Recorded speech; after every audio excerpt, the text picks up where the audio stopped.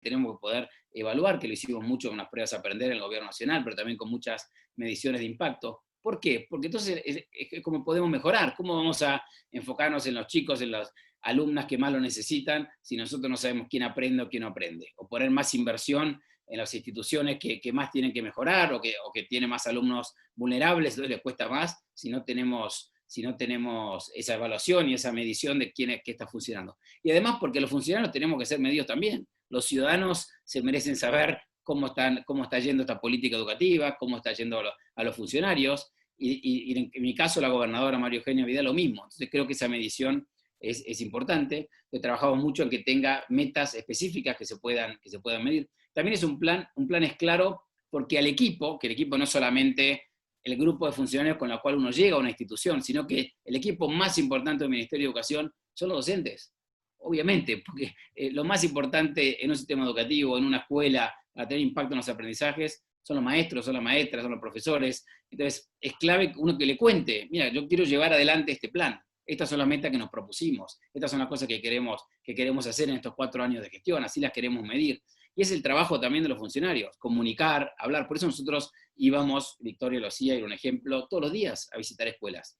No solamente porque ahí aprendíamos, porque ahí veíamos que se tenía que mejorar, una manera también de hablar con la parte más importante de este equipo, que eran los docentes. Hablar con los directivos, hablar con los docentes, hablar con los auxiliares, contar lo que queríamos hacer, tener la reacción sobre lo que queríamos hacer. Muchas veces es difícil, hay 400.000 personas, es difícil juntarlos a todas, inclusive ahora por Zoom, ¿no? Físicamente era posible, virtualmente también es muy difícil. Entonces, ir a las escuelas es hablar con el equipo, es estar en el día a día también con los equipos.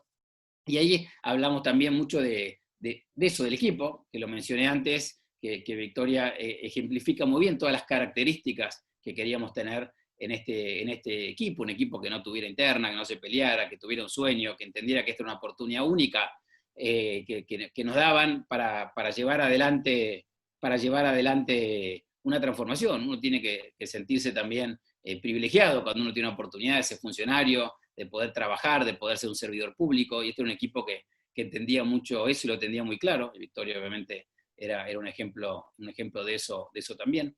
Hablamos mucho también de estar cerca de la comunidad educativa. Nosotros íbamos mucho, como lo conté recién, a ver escuelas, a hablar con los docentes. Lanzamos un programa nuevo, llamó ABC Padres, Madres, ABC Familias, que era reunirnos con los padres, con las madres, que ahora creo que todavía se acentuó más esa necesidad. Me parece que una de las consecuencias de esta pandemia, de estas cuarentenas tan largas de todo el mundo, es que se va a redefinir y probablemente consolidar el rol de los padres, el rol de las familias.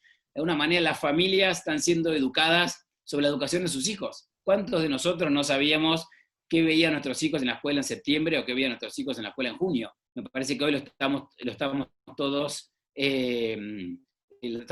aprendiendo también, ¿no? Y esa es un poco la intención que hace 3 años todos impulsamos en la provincia de Buenos Aires, y darle herramientas a los padres, a las madres, para que puedan seguir involucrados. Creo que eso es una de las consecuencias que va a quedar también muy, muy clara después de que pasemos, que volvamos a la presencialidad.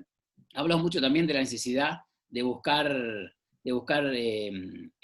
consensos, porque es importante dialogar con todos los sectores, muy, muy, muy importante. Que no quiere decir estar siempre de acuerdo, porque uno dialoga desde las convicciones, desde los valores y la visión que uno tenía. Por eso el plan es tan importante, porque el diálogo es clave. Obviamente siempre hay que dialogar con todos, siempre. Ahora, uno dialoga sobre sus convicciones. Mire, yo quiero hacer esto, quiero mejorar los aprendizajes, y pongámonos de acuerdo a ver cómo lo hacemos. O quiero mejorar la inversión en educación, en infraestructura, o quiero tener una política educativa que sume más a los intendentes. Todo eso es importantísimo, y hay que hacerlo a través del diálogo, pero hay que hacerlo con convicciones también. Entonces hablamos mucho de cómo lo hicimos y cómo intentamos hacerlo, y hablamos mucho de ese capítulo.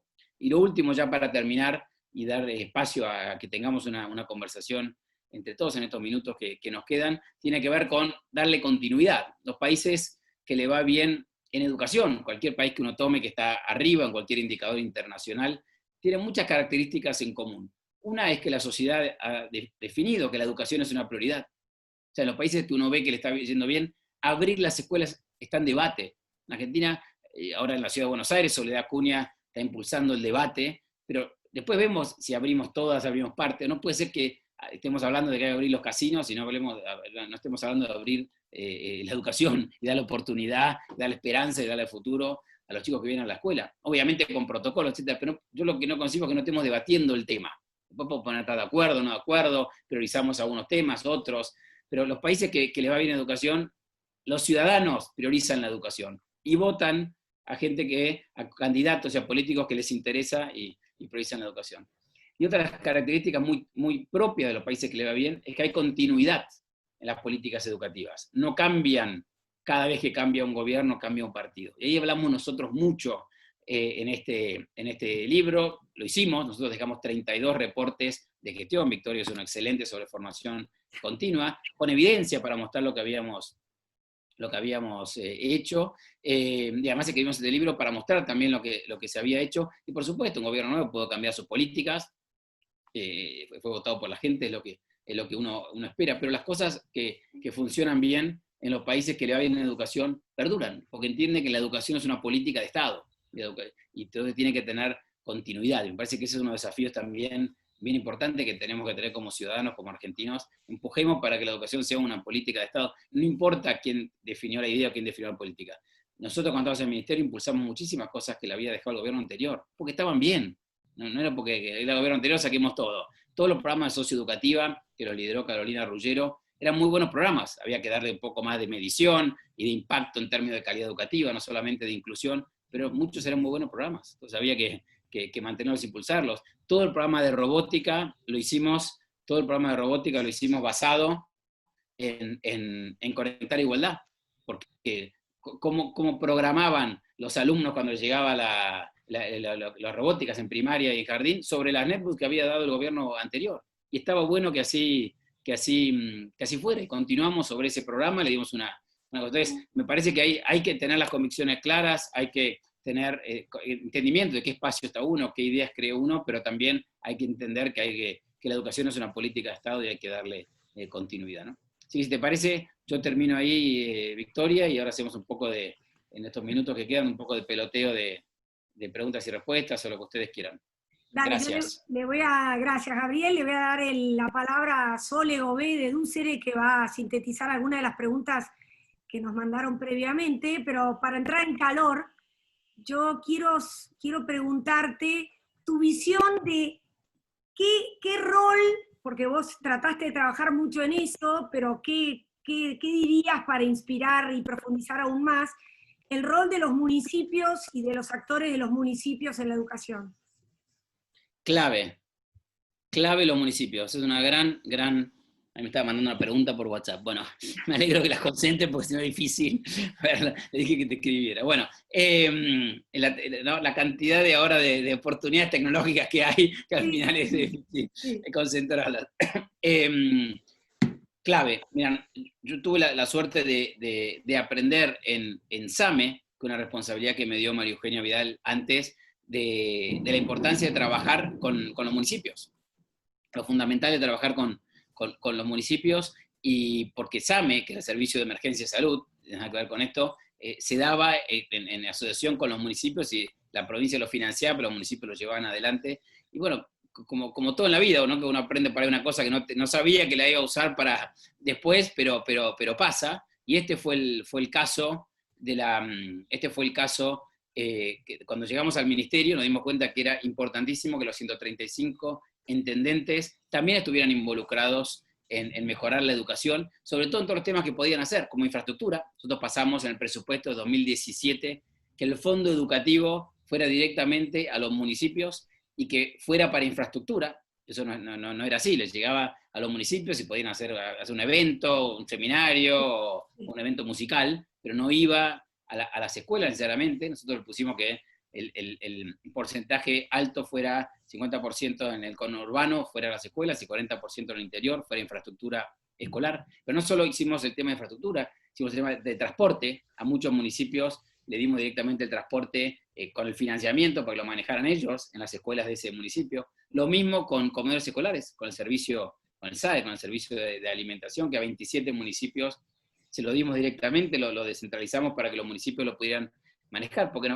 si bien no financiaba la provincia, porque nos parecía mucho mejor si el municipio es la entrada, es la manera de estar cerca de los ciudadanos, cerca, ¿no? Es el primer lugar de alguna manera del ejercicio democrático, la primera puerta muchas veces de los ciudadanos para pedir algo que necesitan. Nos parecía que los municipios podían ayudar mucho en esto. Entonces hicimos un trabajo muy fuerte de hablar con los intendentes, estar cerca de los intendentes.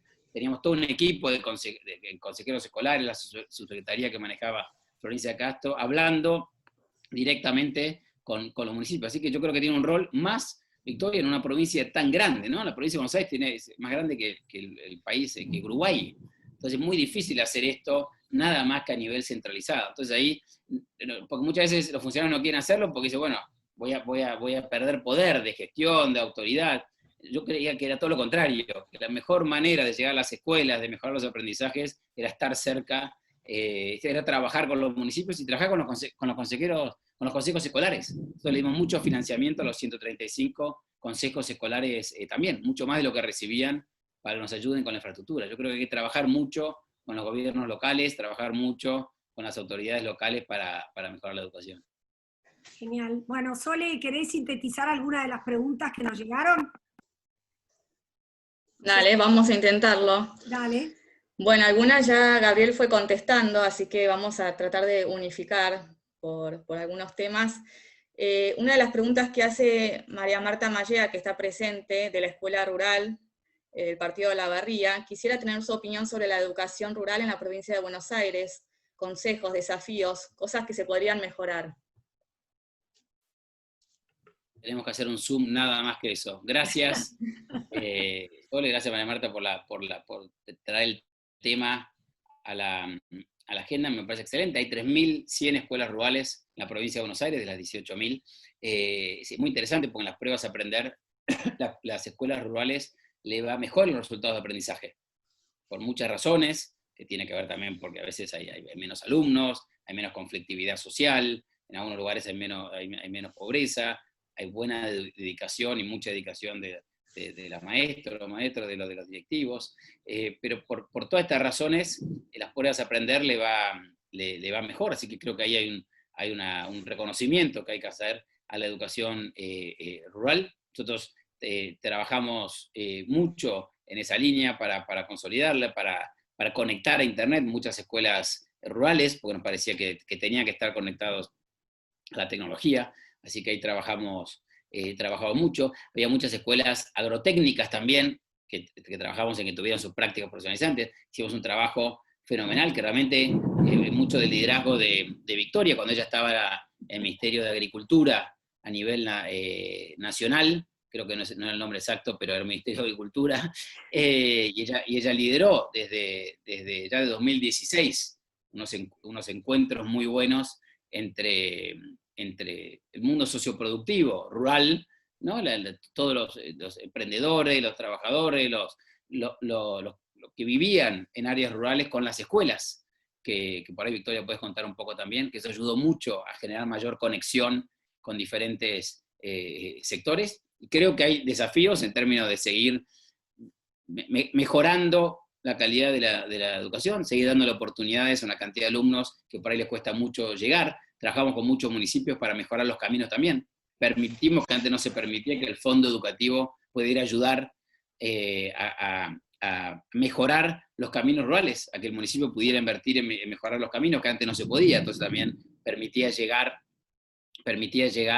a esas escuelas que antes no se permitía. Y creo que se tiene que trabajar mucho, sobre todo en las secundarias rurales, en que haya más conexión con el mundo del trabajo, y mucho aliento a que los chicos y las chicas sigan estudiando en la educación postsecundaria. Parece que hay un trabajo importante también en las escuelas rurales, tanto en la universidad, en instituciones terciarias, que alentarlos también a los estudiantes a que sigan avanzando en sus estudios, digamos, ¿no? Por más que a veces están alejados y difícil, creo que es importante. Y esta parte de transporte que yo decía que trabajamos con los municipios también era para eso, era sobre todo para escuelas especiales donde iban chicos con alguna discapacidad, y para las escuelas rurales. Me parece que eso también ayudó mucho a mejorar la efectividad de ese transporte, ¿no? No sé si querés contar algo, Victoria, de la iniciativa que lanzaste. Contá vos 2 minutos. Sí, dale, así vos descansás un poquito. No, esto era... No, a mí me encanta hablar, no tengo problema, pero me parece que es una iniciativa excelente para para que Sí, conozcan. se llamaba Escuelagro, estamos deseando que continúe, pero bueno, fundamentalmente era pedirle al sector privado innovador del mundo agroindustrial que aporte sus ideas para que las escuelas agropecuarias tengan lo más innovador, lo más avanzado que está ocurriendo en su entorno, y no por ahí prácticas que ya en el mundo privado habían caído en desuso. Entonces, creo que un poco eso siempre es interesante en cualquier universo.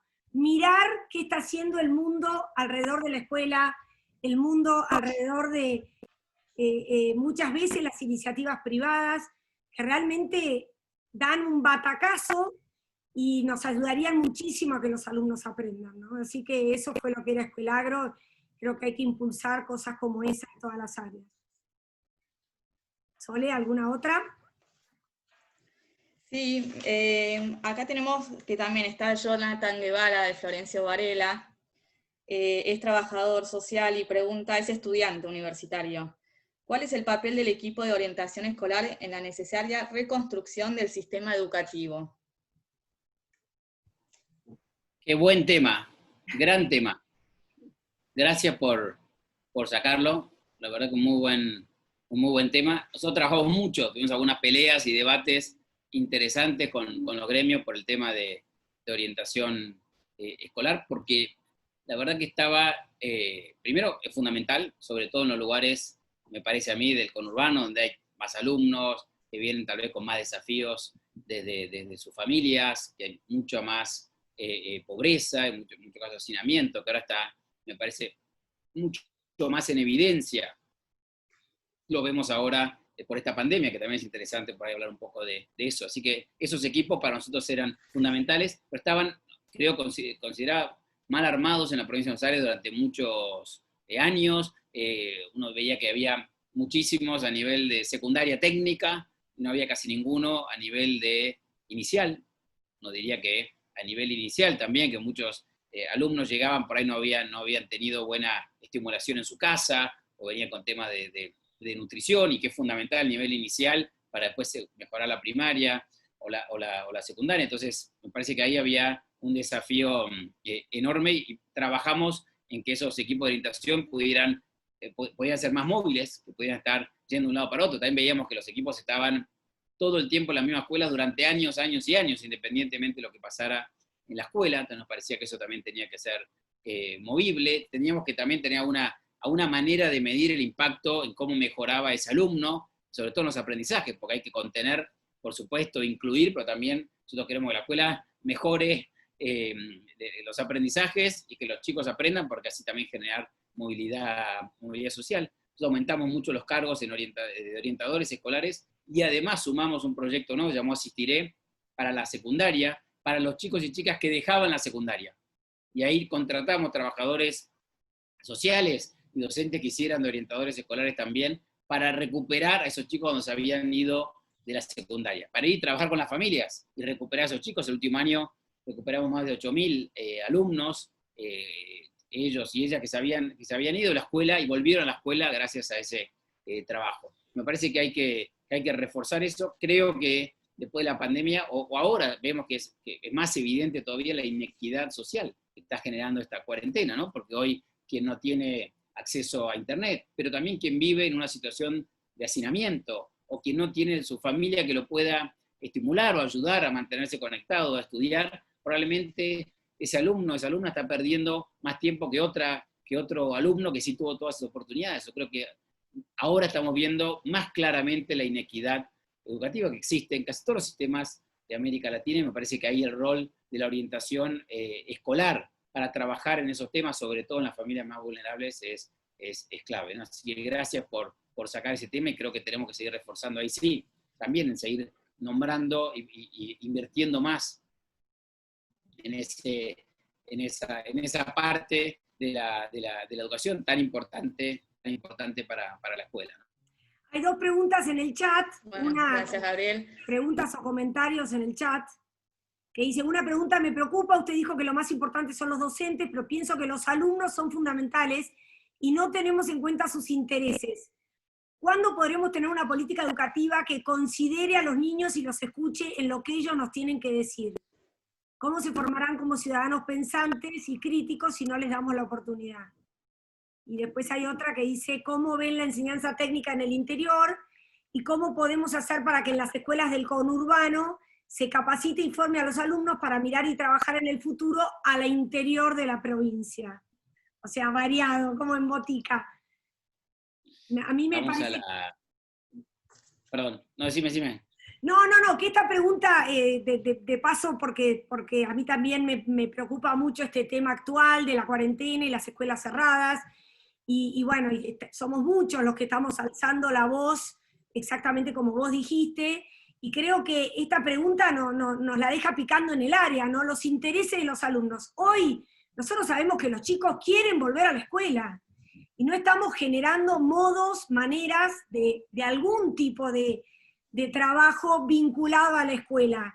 Yo compartí el otro día en Facebook, porque me lo pasaron, unos docentes de una escuela en Ameguino, que hicieron un campamento virtual, le propusieron a los alumnos reunirse de a 2 o de a 3 en sus casas, porque en su distrito se permite, y que desde ahí se vincularan con un Zoom, y todo el grupo estuviera, entonces los chicos se reunieron de a 2 o de a 3, y dicen que fue maravilloso, detonó todo tipo de nuevos aprendizajes. Entonces creo que, nada, esto, tener en cuenta a los alumnos, qué significa en este momento, ¿no?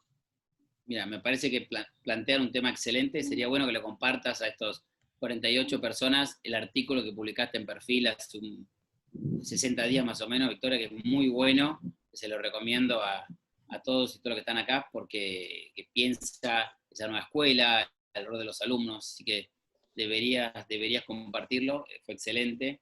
Y yo creo que por muchas razones es claro que tenemos que comprar a los alumnos.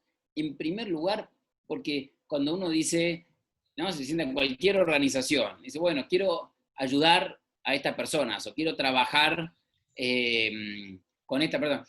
Estaba leyendo un artículo interesante sobre cómo el cantante de YouTube, Bono, había armado toda una fundación para ayudar a personas más necesitadas de África.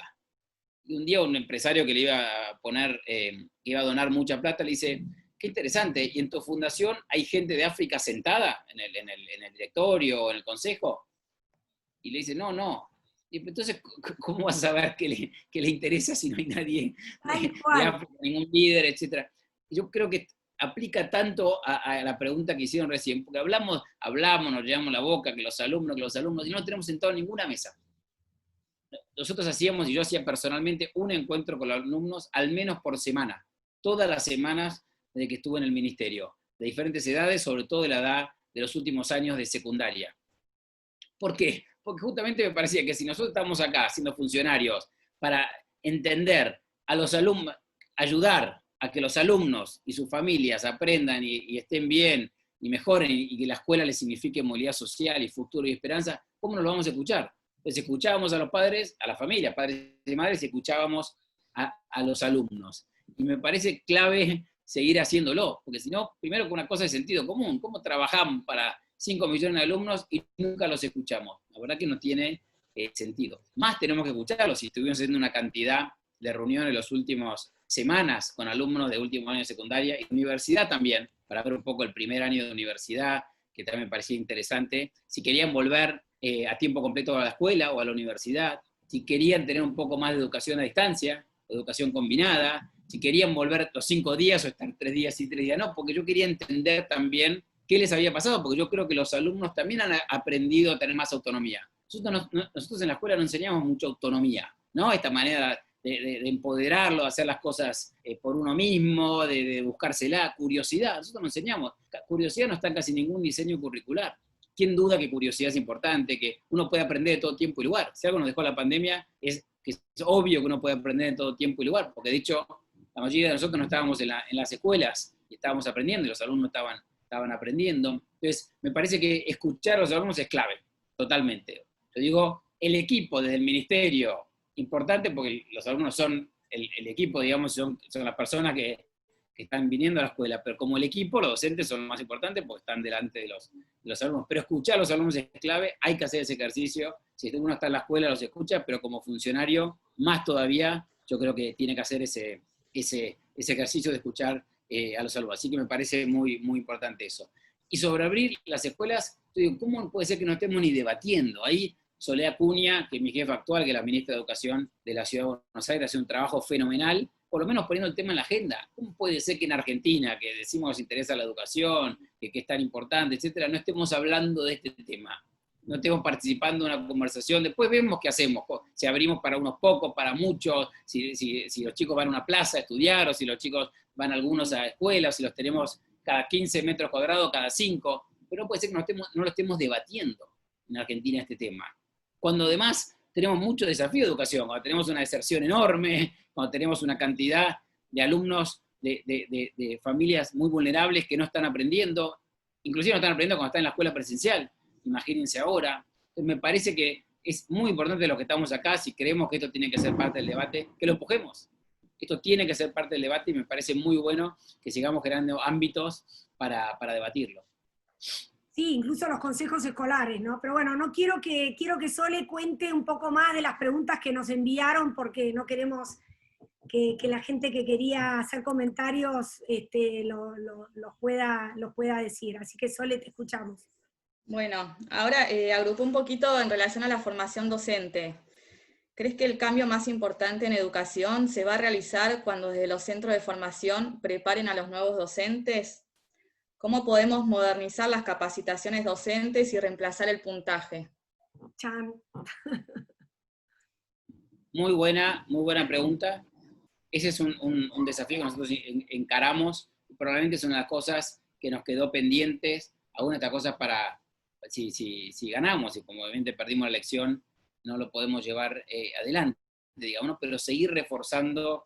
Ustedes saben, en la provincia de Buenos Aires hay 164 institutos de formación docente inicial, pero después hay otros 150 privados, hay 135 CIES, que los lideró Victoria durante mucho tiempo, que son los institutos de formación continua, y ahí teníamos muchos desafíos. En primero, alinear esas instituciones y esa formación con lo que necesitamos para los alumnos.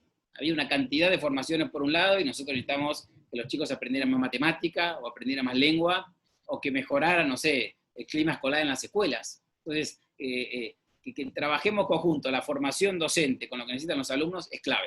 Lo logramos en muchos ambientes, en otros ambientes fue más difícil hacerlo, digamos, ¿no? Porque también muchas instituciones son muy partidarias, entonces se mezcla la política partidaria y esto que decíamos antes, de no mirar la educación como una política de Estado, digamos, ¿no? Segundo, yo creo que tenemos que trabajar mucho para acercarlos a las universidades. Creo que ahí también nosotros teníamos que haber, y yo ahí es parte de la autocrítica que hago en el libro también, de haber impulsado más la relación con las universidades. Creo que eso hubiera sido muy bueno también.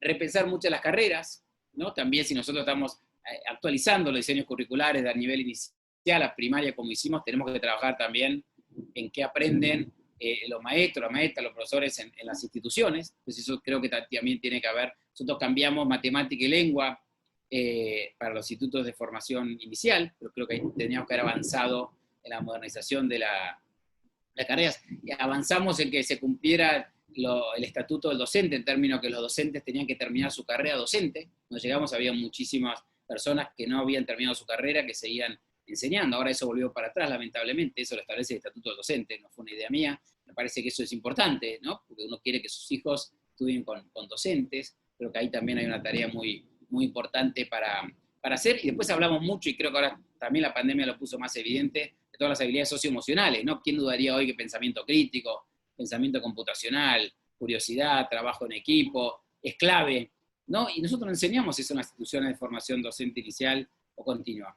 Casi no lo enseñamos. Entonces, pedimos que los alumnos aprendan algo que nosotros no se lo enseñamos a los docentes, o las instituciones no lo enseñan a los docentes. Entonces es muy difícil hacer eso, digamos, ¿no? Entonces creo que ahí también nos quedó ese trabajo pendiente. Trabajamos mucho, y Victoria lo lideró, a toda la formación de liderazgo. No está muy probado en la academia, muchos autores, la importancia de los equipos directivos.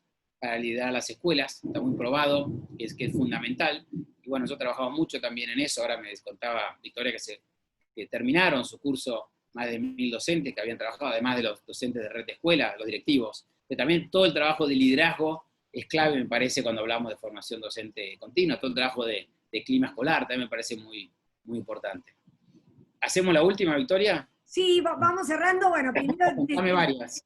Sí. te junto varias. Primero decirte que está presente Diana Arias, que fue la que coordinó ese postítulo, y hay varios que trabajaron en nuestra plataforma de capacitación, que están presentes acá. Justo te hacía una pregunta, comentario Marcos Nicolini, parecida a la que contestaste, que tiene que ver con si nos vinculábamos con universidades para ver cómo ingresan los alumnos. Viviana Castelnuovo también te preguntaba este tema de incorporar las habilidades blandas, que lo acabas de decir, que ha sido una prioridad para vos, para tu gestión, para nosotros, que por ahí no alcanzó en esos 4 años para verlo plasmado, pero que definitivamente es el camino. Y no sé, Sole, si vos tenés algo más de ahí. Una preocupación también de muchos de los que vivimos en el interior, y acá lo manifiesta Alejandro Gastel, y que ahora con la pandemia se ve, es esto y que fue un eje de tu gestión, de la relación entre educación y trabajo, y qué nos pasa en los lugares más chicos, que no podemos retener la fuerza laboral, y que la juventud siempre está mirando las grandes urbes, y bueno, después se nos llenan las ciudades, y tenemos toda esa serie de problemas. Diría que más que preguntas son comentarios o afirmaciones, ¿no? Pero por ahí Sole tiene alguna cosita más para decir antes de despedirnos y dejarte cerrar, Gabriel. No, sumo una más para poder ir cerrando, de Marcelo, de una escuela agrotécnica. ¿Cuáles son los cambios más urgentes y necesarios? Sí, también hay preguntas sobre cómo hacer para mejorar la enseñanza de la música. O sea, la verdad es que siempre que uno hace un espacio así, y no quiero dejar de decirlo, uno se vuelve a maravillar con la cantidad de docentes comprometidos que tenemos, gente que siempre quiere mejorar, que siempre quiere buscar alternativas para llegar a sus alumnos, ¿no? Son mucho más esos que los otros, y nosotros lo vimos trabajando, y bueno, y eso siempre llena de ilusión, ¿no? Pero bueno, si te parece, por ahí englobando en la pregunta de Sole, podemos ir cerrando. Dale, muchas gracias. Coincido que una de las cosas más lindas que me pasó recorriendo escuelas es ver la cantidad de docentes comprometidos con mejorar la educación, que veían que cuando el Estado volvía a estar presente, que volvíamos a estar atrás, cuando había una gobernadora que había puesto la educación como prioridad, realmente se entusiasmaban, iban para adelante, mejoraban, daban todo de sí mismos, así que eso es una de los mejores aprendizajes, ¿no? y alegrías que he tenido, así que eso se nota mucho. Con respecto a las escuelas agrotécnicas, ahí también trabajamos mucho y Victoria impulsó mucho eso, y juntamos, ahora se volvió a separar todo, pero juntamos un poco lo que tenía que ver con escuelas técnicas y agrotécnicas, con formación profesional, educación superior. Creíamos que eso tenía que tener cierta continuidad, pero además también cierta articulación general, de no estar todo separado. Me parece que las escuelas agrotécnicas, obviamente son excelentes, tienen que tener mucha vinculación con el mundo del trabajo, muchas lo tienen, muchas todavía no lo tienen, o sea que es importante que lo tengan, que hablen con el sector productivo también del lugar, porque muchas veces tiene vinculación en la escuela, que está bien, pero yo creo que también es importante que lo tengan el mundo productivo, que querramos que los estudiantes que van a esas escuelas sean jefes y que sigan estudiando, digamos, que realmente les enseñemos liderazgo, no solamente les enseñemos las cosas técnicas, etcétera, sino que les enseñemos a que esas personas pueden ser todo lo que quieran ser, todos los sueños que quieran alcanzar, que a veces yo visitaba escuelas agrotécnicas y hablaba con directivos y no tenían ese decir, mira, esta persona puede ser lo que quiera ser, si quiere ser el jefe de la empresa agrotécnica o química o lo que fuera, o de agro o de ganadería más importante de ese lugar, ¿por qué no puede ser también? O sea, que también veamos en esos alumnos todas las capacidades que hablábamos recién blandas para unir con ese tema, y después trabajar más en red. Nosotros hicimos un proyecto para que todas las escuelas agrotécnicas, si está uno acá, se acordará, para que trabajaran en red. Nosotros es interesante, ¿no? Porque hablamos todo el tiempo de de que, ¿no? Cuando hablamos de la educación, siempre somos la educación, somos una organización unida y los docentes, esto y lo otro. Sin embargo, no trabajamos mucho en red. No comparamos experiencias, no aprendemos los unos de los otros. Cuando nos juntamos con alguien, hablamos mucho más de lo que escuchamos. Entonces, yo creo que también es importante trabajar en red en el sistema educativo, y eso lo intentamos hacer en las escuelas agrotécnicas, que son menos, digamos, como grupo en la provincia de Buenos Aires, y los CTPs también, que trabajamos mucho, que yo visité bastantes, que es importante que trabajemos en red y entendamos que podemos aprender los unos de los otros también. Y yo quiero terminar realmente agradeciéndoles a todos por haber venido, alentándolos a que sigamos trabajando, no perdamos la esperanza, sigamos trabajando en transformar la educación. Lo hemos intentado en la provincia de Buenos Aires, lo hemos hecho, acuérdense, mejoró la enseñanza de lengua, mejoró los aprendizajes de matemáticas, sobre todo mejoraron las 2.000 escuelas más vulnerables que más desafíos tenían, bajó la deserción en secundaria, mejoramos la inversión, hicimos muchas cosas estos últimos 4 años, tenemos que seguir avanzando, que se puedan hacer. Cada uno de ustedes tiene un rol, cada uno de ustedes puede realmente mejorar el lugar donde está, no importa qué lugar tengan, de mucho liderazgo, de menos liderazgo, cada uno, si es comprometido, puede mejorar, y contagiemos. Mejorar tiene que ver con contagiar al otro, con entusiasmar al otro, con decirle que sí se puede, que se puede ir para adelante, que hay esperanza. Entonces, trabajemos también en educación con ese entusiasmo para que más gente se quiera sumar a mejorar la educación y mejorar nuestro país y mejorar la provincia de Buenos Aires. Así que te agradezco mucho, Victoria, estas 49 personas que todavía se quedaron, gracias por no haberse ido. Esta conversación, una se aburrió y se fue, eran 50, pero gracias al resto por haberse quedado, y espero que hagamos otra pronto para hablar de tantos temas que quedaron pendientes, como el tema de la música, que también es muy importante. Totalmente. Bueno, Gracias. Gracias a vos, Gabriel, y bueno, vamos para adelante, y lo mismo, gracias a todos y al equipo que nos ayudó a armar esto, que la verdad que trabajaron como hormiguitas, así que mi más sinceros Y espero respetos. pronto estar de vuelta por Tandil, así nos juntamos todos los que son de Tandil ahí. Comiendo Espero cosas que ricas. Te esperamos. Gracias. Hasta luego, Gracias. gracias a todos.